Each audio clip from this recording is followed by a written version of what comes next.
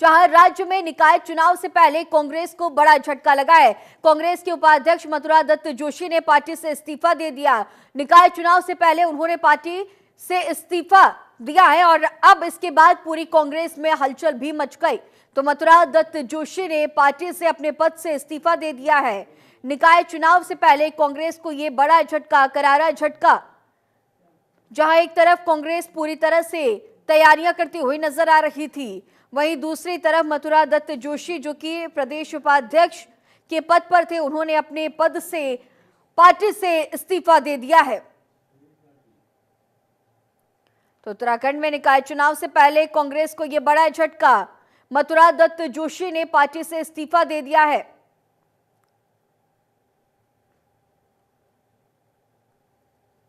प्रदेश उपाध्यक्ष के पद पर थे मथुरा दत्त जोशी, जिसके बाद उन्होंने अपने पद से पार्टी से इस्तीफा दिया है।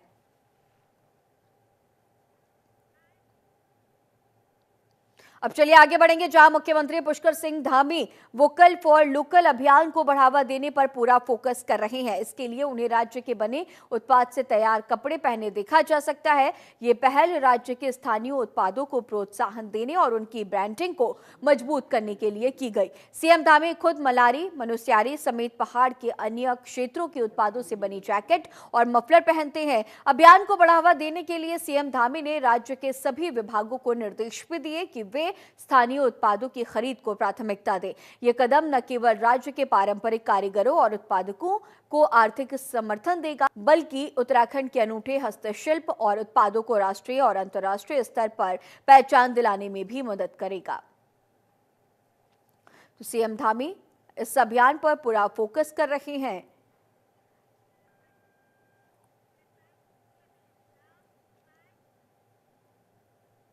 और चलिए अगली बड़ी खबर का रुख करेंगे, जहां उत्तराखंड राज्य को ड्रग्स मुक्त बनाया जाएगा। सीएम पुष्कर सिंह धामी ने सोशल मीडिया प्लेटफॉर्म एक्स पर पोस्ट किया है। उत्तराखंड को ड्रग्स मुक्त बनाने का संकल्प लिया। धरातल पर इसका सकारात्मक प्रभाव भी नजर आ रहा है। तो उत्तराखंड को पूरी तरह से ड्रग्स मुक्त बनाने की पूरी कवायद, पूरी कोशिशें लगातार सरकार की तरफ से चल रही हैं और इन सब के बीच सीएम पुष्कर सिंह धामी ने सोशल मीडिया प्लेटफॉर्म पर यह पोस्ट भी किया, एक पोस्टर भी रिलीज किया है। लिखा, उम्मीदों का नया साल 2025।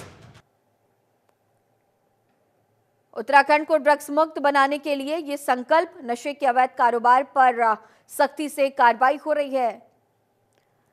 ड्रग्स फ्री उत्तराखंड बनाने की तरफ उत्तराखंड सरकार पूरी तरह से तैयार है। नशे के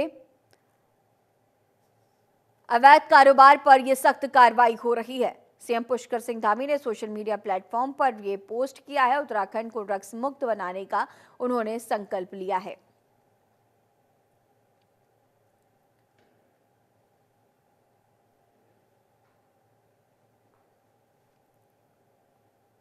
अब चलिए आगे बढ़ेंगे, अगली बड़ी खबर का रुख करेंगे, जहां एम्स से डॉक्टर जीवन तितियाल रिटायर हुए हैं। सीएम पुष्कर सिंह धामी ने उन्हें बधाइयां दी हैं, शुभकामनाएं दी हैं। सीएम धामी ने फोन पर उन्हें बधाई दी और कहा कि नेत्र रोग विशेषज्ञ के रूप में उनकी विशेष भूमिका रही।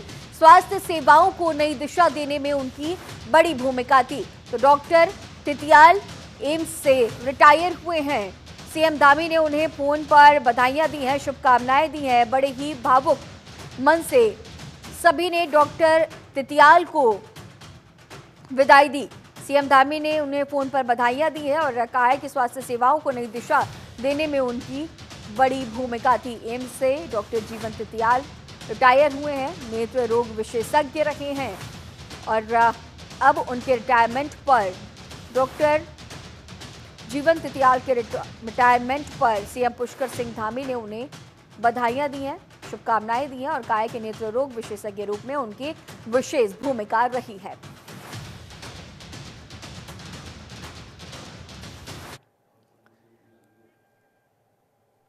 एम्स से डॉक्टर जीवन तितियाल का रिटायरमेंट।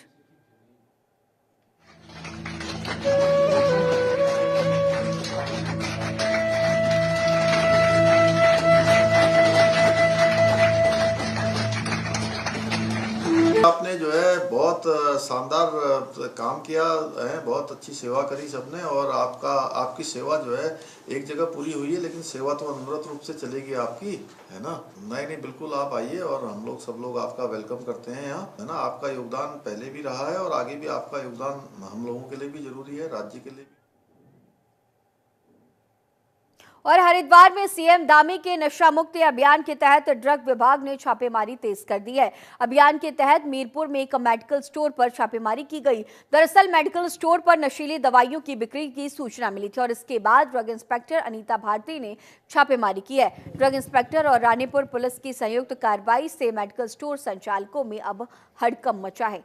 तो ड्रग विभाग की तरफ से ये छापेमारी कार्रवाई और एक मेडिकल स्टोर पर ये रेड डाली गई। खुद ड्रग इंस्पेक्टर इस दौरान मौजूद रहीं। उनकी मौजूदगी में ये छापेमारी कार्रवाई चली है। ड्रग इंस्पेक्टर अनीता भारती की मौजूदगी और इस मेडिकल स्टोर पर ये छापेमारी कार्रवाई की गई है। ये जानकारी मिली थी कि यहाँ पर नशे की दवाइयों की बिक्री हो रही है, जिसके बाद ड्रग विभाग की तरफ से ये छापेमारी कार्रवाई की गई। और हरिद्वार में 20 जनवरी को जन चेतना यात्रा निकाली जाएगी। रेडी पटरी व्यापारियों की बैठक में ये बड़ा फैसला लिया गया है। बैठक की अध्यक्षता अध्यक्ष संजय चोपड़ा की अध्यक्षता में हुई। जानकारी के मुताबिक 19 जनवरी को संगठन का 21वां स्थापना दिवस है और इस मौके पर संगोष्ठी का आयोजन होगा। संजय चोपड़ा ने बताया कि रैली के जरिए पीएम स्ट्रीट वेंडर्स आत्मनिर्भर योजना, उत्तराखंड नगरीय फेरी नीति को राज्य के सभी नगर निकायों में लागू करने की मांग दोहराई जाएगी।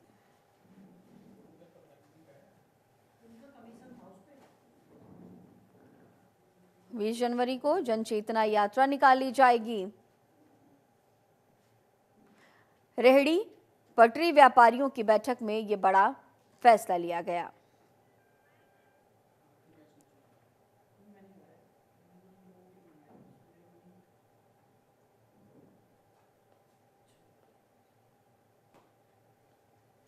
बैठक थी कि आने वाले दिनों में 19 जनवरी को हमारे संगठन का स्थापना दिवस है और 20 जनवरी को रेडी पटरी दिवस होता है। उस रेडी पटरी दिवस पर हम लोग जो है एक विशाल रैली का आयोजन करेंगे और विशाल रैली का आयोजन करके जो भी हमारा जनप्रतिनिधि है, जो हमारी बातों को अपने एजेंडे में सम्मिलित करेगा, तो निश्चित रूप से उसको खुला समर्थन देंगे। और कुछ सुविधाएं कि हमारी मांग है सरकार से कि हमें वेंडिंग जोन तो दे दिया, हम धन्यवाद करना चाहते हैं मुख्यमंत्री पुष्कर सिंह धामी जी का, लेकिन मूलभूत सुविधाएं आज तक हमें नगर निगम नहीं दे पाया। और आपने देखा होगा कि पूर्व में हमने लगातार टाउन बेंडिंग कमेटी की मांग करी, टाउन बेंडिंग कमेटी की बैठक बुलाई जानी चाहिए थी, लेकिन टाउन बेंडिंग कमेटी की बैठक। और चलिए अब आगे बढ़ते हैं, जहां हरिद्वार के बहादुराबाद में भीषण सड़क हादसा हुआ है। सड़क हादसे में 2 छात्रों की दुखद मौत की भी जानकारी सामने आई। आगे चल रहे वाहन से तेज रफ्तार बाइक टकरा गई। पुलिस ने शवों को पोस्टमार्टम के लिए भेजा है। रघुनाथ मॉल के पीछे ये बड़ा हादसा हुआ। तेज रफ्तार का कहर, बहादुराबाद में ये भीषण सड़क हादसा, जहां तेज रफ्तार में पीछे से आ रही बाइक सामने चल रहे वाहन से टकरा गई, जिसमें इस हादसे में 2 छात्रों की मौत हो गई है। पुलिस ने शवों को पोस्टमार्टम के लिए भेज दिया है। रघुनाथ मॉल के पीछे ये बड़ा हादसा हुआ।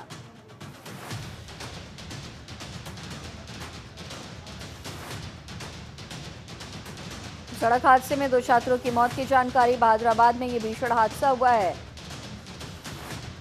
आगे चल रहे वाहन से तेज रफ्तार बाइक टकरा गई है। इस हादसे में 2 छात्रों की मौत की भी जानकारी।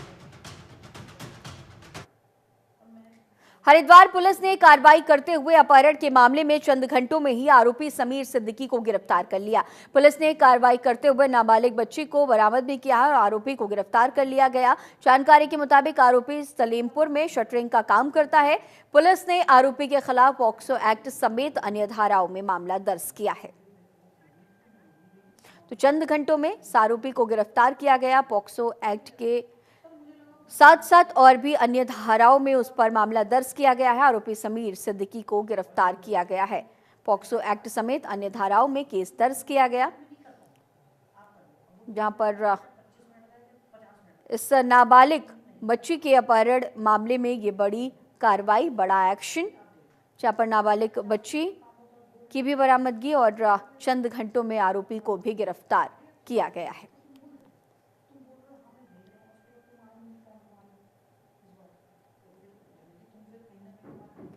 रुड़की में निकाय चुनाव को लेकर राजनीतिक दलों ने तैयारियां शुरू कर दी हैं। बीजेपी और कांग्रेस दोनों ही पार्टियां अपने अपने प्रत्याशियों के पक्ष में वोट देने की अपील कर रही हैं। रुड़की में मेयर पद पर 10 उम्मीदवारों ने नामांकन किया, जिसमें निर्दलीय प्रत्याशी भी शामिल हैं।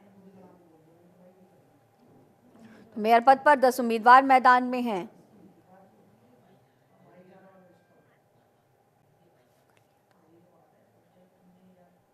पार्टी बहुत लीड ले चुकी है और भारतीय जनता पार्टी अब लास्ट तक लीड लेगी और भारी मतों से हम लोग विजयी होने जा रहे हैं। भारतीय जनता पार्टी का मेयर बनेगा, ये रुड़की की जनता निश्चित कर चुकी है और इतिहास ही बदलेगा और बिठक भी टूटेगा।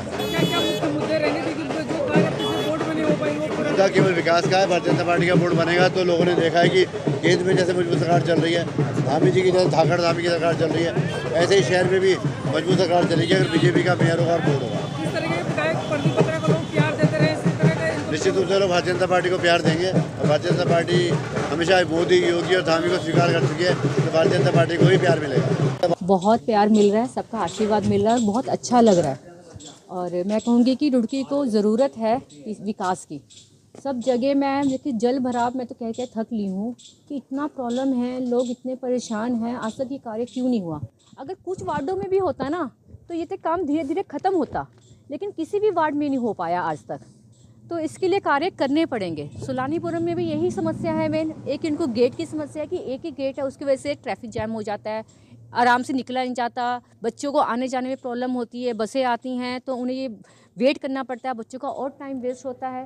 तो मैं कहूँगी समस्या का समाधान करना बहुत ज़रूरी है। अब आने वाले वक्त में विकास चाहिए हमें। बहुत प्यार मिल रहा है, सबका आशीर्वाद मिल रहा है, बहुत अच्छा लग रहा है। और मैं कहूँगी कि रुड़की को ज़रूरत है विकास की। सब जगह मैं देखिए जल भराव मैं तो कह के थक ली हूँ कि इतना प्रॉब्लम है, लोग इतने परेशान हैं, आज तक ये कार्य क्यों नहीं हुआ।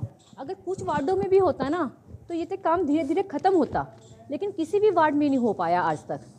तो इसके लिए कार्य करने पड़ेंगे। सुलानीपुरम में भी यही समस्या है मेन। एक इनको गेट की समस्या है कि एक ही गेट है, उसकी वजह से ट्रैफिक जैम हो जाता है, आराम से निकला नहीं जाता, बच्चों को आने जाने में प्रॉब्लम होती है, बसें आती हैं तो उन्हें ये वेट करना पड़ता है, बच्चों का और टाइम वेस्ट होता है। तो मैं कहूँगी समस्या का समाधान करना बहुत ज़रूरी है। अब आने वाले वक्त में विकास चाहिए हमें। बहुत प्यार मिल रहा है। चलिए अब आगे बढ़ेंगे, जहां हरिद्वार नगर निगम चुनाव के लिए बीजेपी ने चुनाव संचालन समिति, वार्ड प्रत्याशी और कोर कमेटी की बड़ी बैठक की है। बैठक में प्रदेश संगठन महामंत्री अजय कुमार, सांसद त्रिवेंद्र रावत, चुनाव प्रभारी ज्योति प्रसाद गैरोला, जिला अध्यक्ष संदीप गोयल और विधायक मदन कौशिक शामिल हुए। इस दौरान प्रदेश संगठन महामंत्री अजय कुमार ने बूथ स्तर तक सरकार की योजनाओं को पहुंचाने और सभी प्रत्याशियों को भारी मतों से जिताने का आह्वान किया। इसके साथ ही सांसद त्रिवेंद्र रावत ने हरिद्वार की जनता पर विश्वास जताते हुए ऐतिहासिक जीत का संकल्प लिया।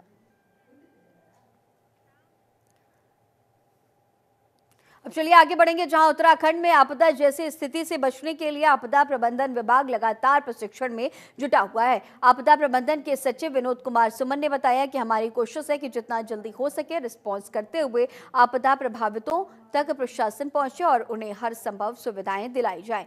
संवेदनशील इलाकों में आपदा जैसी स्थिति से निपटने के लिए जिन उपकरणों की जरूरत होती है उन्हें भी दुरुस्त किया जा रहा है।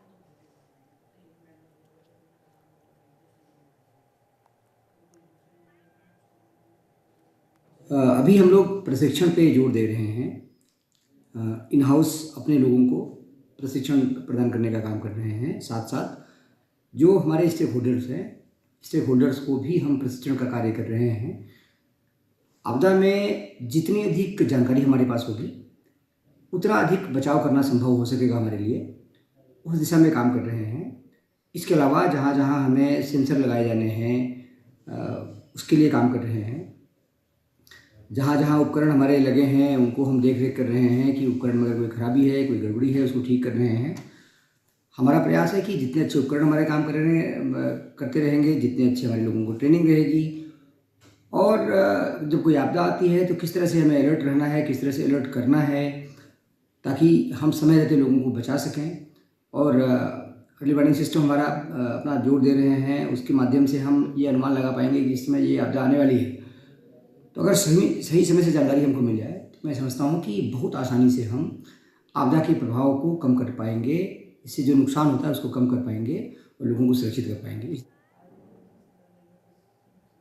हरिद्वार में सोशल मीडिया पर लाइक और फॉलोअर बढ़ाने के लिए बाइक से स्टंट कर हवाबाजी करना एक युवक को भारी पड़ गया। बाइक स्टंट की वीडियो वायरल होने के बाद पुलिस ने नगर कोतवाली क्षेत्र के रहने वाले युवक को उसकी बाइक के साथ धर दबोचा और उसका तगड़ा चालान काट दिया। इतना ही नहीं, पुलिस ने तुषार नाम के युवक का बाइक स्टंट वाला इंस्टाग्राम अकाउंट भी डिलीट करा दिया। वहीं पुलिस ने स्टंटबाज युवक का माफी मांगते हुए और लोगों से ट्रैफिक नियमों का पालन करने की अपील करते हुए वीडियो भी जारी किया है। तो ये स्टंट का वीडियो भी वायरल हुआ, जिसके बाद पुलिस ने इंस्टाग्राम अकाउंट भी डिलीट कराया और इस युवक को स्टंट करना काफी भारी पड़ा है। मैं इंस्टाग्राम पे स्टंटबाजी की वीडियोस बनाता था और आज मेरे को हरिद्वार पुलिस ने पकड़ा गया और मेरी बाइक सीज की गई और मेरा इंस्टाग्राम अकाउंट डिलीट किया गया। मैं आप लोगों से यही अपील करना चाहता हूँ कि आप यातायात नियमों का पालन करें और मैं हरिद्वार पुलिस से माफी मांगता हूँ। देहरादून के रायपुर क्षेत्र में अवैध रूप से संचालित गैस गोदाम पर प्रशासन ने बड़ी कार्रवाई करते हुए गैस गोदाम को सीज कर दिया। प्रशासन की टीम ने तड़के ही रायपुर क्षेत्र से अवैध रूप से संचालित गैस गोदाम पर बड़ी कार्रवाई की है। लीज समाप्त होने के बाद भी वर्षों से उस जगह पर गैस गोदाम संचालित किया जा रहा था। आपको ये भी बता दें कि डीएम देहरादून की जनसुनवाई के दौरान एक महिला ने अपनी जमीन पर अवैध रूप से संचालित गैस गोदाम होने और जमीन कब्जे की शिकायत की थी। मामले का संज्ञान लेते हुए डीएम ने अवैध गैस गोदाम का लाइसेंस 3 माह के लिए निलंबित करने के निर्देश दिए और मामले की जांच के आदेश भी दिए गए हैं। इसमें देखिए मामला ये है कि एक महिला है, वृद्ध महिला, लगभग 80 वर्षीय महिला लीलावती, वो हमारे पास जनता दरबार में एक शिकायत लेकर आई थी कि उनकी जो विधिक भूमि है उस पर किसी व्यक्ति ने एक अवैध रूप से गैस गोदाम बना दिया है। इस पूरे मामले की हमने जांच की और जांच में ये पाया गया है कि एक व्यक्ति जो है लोकेश उनियाल नाम से, वो एक बिना किसी वैध भूमि स्वामित्व के इस महिला की भूमि पर एक गैस गोदाम चला रहे थे। उसमें हमने अपनी टीम से भी पूरी आख्या ली और उसके बाद जो विस्फोटक नियंत्रक हैं उनके ऑफिस से भी इसमें आख्या ली गई और पूरे मामले की जांच करने पर ये बात की पुष्टि हुई थी और इसीलिए हमने वो गैस। चलिए आगे बढ़ते हैं, जहां देहरादून में प्रशासन के निर्देश पर मदरसों की जांच शुरू कर दी गई। इसके लिए डीएम सविन बंसल ने तहसील स्तर पर कमेटियों का गठन किया है। ये कमेटियां एसडीएम की अगुवाई में जांच कर डीएम को रिपोर्ट सौंपेंगी। डीएम का कहना है कि सभी एसडीएम जिला अल्पसंख्यक कल्याण अधिकारी और शिक्षा विभाग से समन्वय बनाकर मदरसों का सर्वे करेंगे और इसकी रिपोर्ट पेश करेंगे। देखिए, इंस्ट्रक्शंस क्लियर हैं कि जो हमारे लीगलाइज्ड वे से पंजीकृत इंस्टीट्यूशंस चल रहे हैं, सो उसमें तो जो हमारे नॉर्म्स हैं प्रिस्क्राइब्ड बाय द गवर्नमेंट वो फॉलो हो रहे हैं कि नहीं। लाइक हमारा करिकुलम एनसीईआरटी पे शिफ्ट हो गया है, मिड डे मील्स हैं, कुछ बच्चों की मूलभूत सुविधाएं हैं, तो उसका एक तो परीक्षण किया जाना है और सेकेंडली बियॉन्ड पंजीकृत इंस्टीट्यूशंस जो without any valid permissions, without any authority run किए जा रहे हैं, उसके कुछ इंटेलिजेंस इनपुट्स प्राप्त हुए हैं जिसके बेसिस पे जॉइंट टीम्स कॉन्स्टिट्यूट की गई हैं। अब चलिए आगे बढ़ेंगे, जहां रुड़की के कलियर में पत्थरबाजी का मामला सामने आया है। 21 नामजद 50 अज्ञातों पर मुकदमा दर्ज किया गया। वीडियो वायरल होने के बाद पुलिस ने एक्शन लिया है। कांग्रेस और आम आदमी पार्टी समर्थकों में ये पत्थरबाजी हुई थी। इलाके में पुलिस बल तैनात किया गया। तो रुड़की के कलियर में पत्थरबाजी का ये मामला, 21 नामजद 50 अज्ञातों पर मुकदमा दर्ज किया गया है। वीडियो इसका वायरल हुआ और वीडियो वायरल होने के बाद पुलिस एक्शन मोड में आई। कांग्रेस और आम आदमी पार्टी समर्थकों के बीच ये पत्थरबाजी हुई थी, जिस घटना का ये वीडियो भी सोशल मीडिया पर काफ़ी वायरल। तस्वीरों में आप देख सकते हैं कि यहाँ पर पत्थरबाजी हो रही है और वीडियो वायरल होने के बाद पुलिस ने सख्त कार्रवाई करते हुए एक्शन लिया है और तमाम लोगों के खिलाफ एफआईआर भी दर्ज की गई है। पूरे इलाके में पुलिस बल भी तैनात किया गया। कलियर में ये पत्थरबाजी का मामला।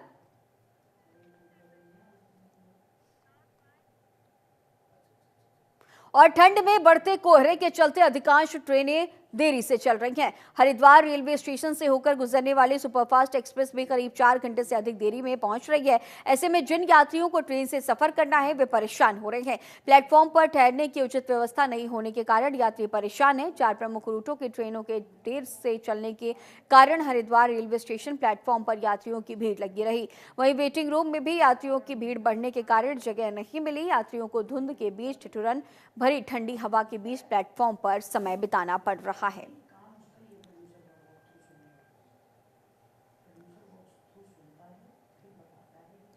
और देहरादून में ग्लेशियर झीलों का व्यापक सर्वे होगा, जिसके लिए विभिन्न शोध संस्थान एक साथ मिलकर काम करेंगे। इसके लिए USDMA वैज्ञानिकों को जरूरी मदद भी करेगा।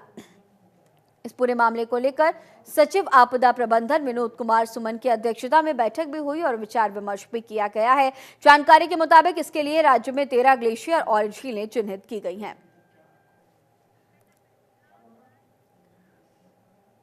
और इस बुलेटिन में फिलहाल इतना ही। खबरों का सिलसिला लगातार जारी रहेगा। बने रहिए जनतंत्र टीवी के साथ। नमस्कार।